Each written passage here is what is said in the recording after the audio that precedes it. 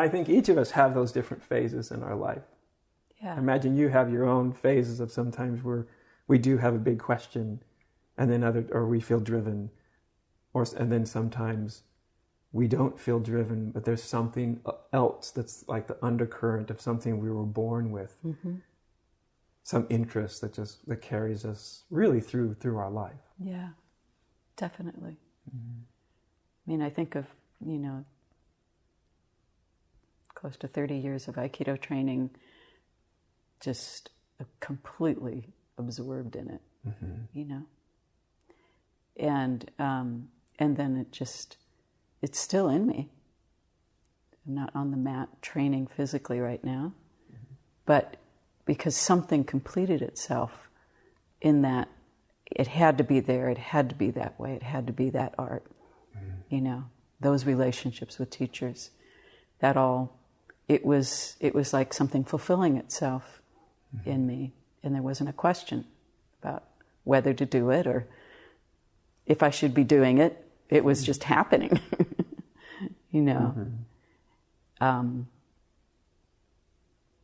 then at a certain point, I could feel, even though Aikido is like a martial art of love and harmony and peace, it's a spiritual art, there was something about the martial aspect that was it had form to it in such a way I felt like I wasn't completely open.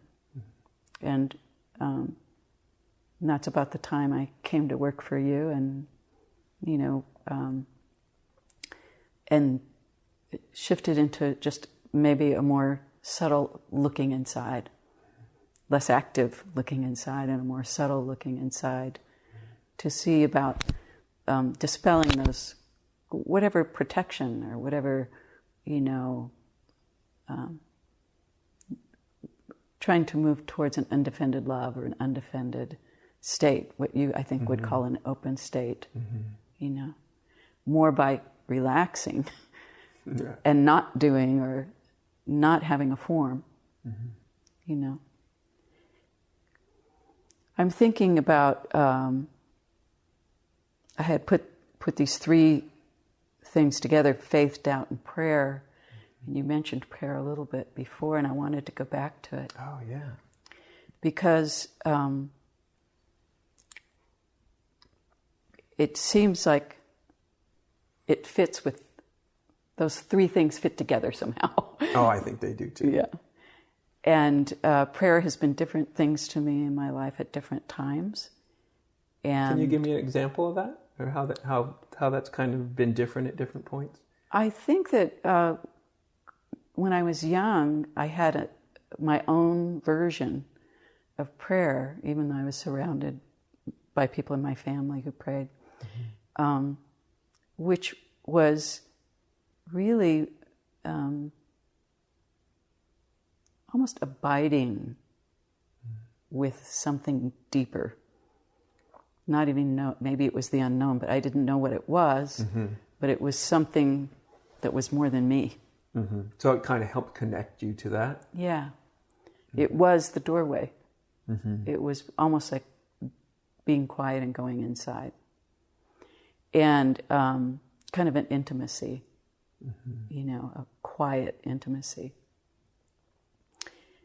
And then growing up, we had prayer circles. We prayed for people, so it was more active. It was a prayer for something, but not usually for ourselves, but for someone else, for healing or help.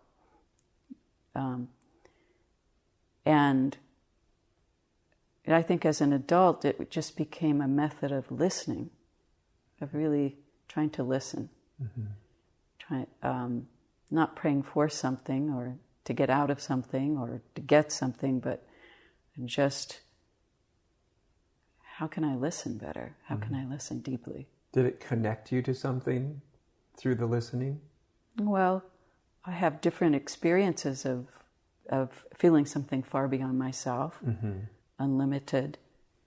There's a physical sensation to that, a feeling of sacred or quiet, silence, something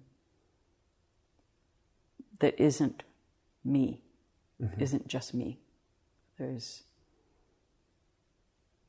You could call it anything. You could call it God, or you could call it existence, consciousness. Probably for me, silence is close, as close as I can get. Yeah. I think that's to me, that's really the heart of what prayer does, is it connects us to something bigger, something, in a sense, that's beyond. That's another paradox too, because the true nature of us is it is us, and it's also simultaneously always beyond us. Yeah, like we are something that's beyond us, which to me is a wonderful koan. Yeah.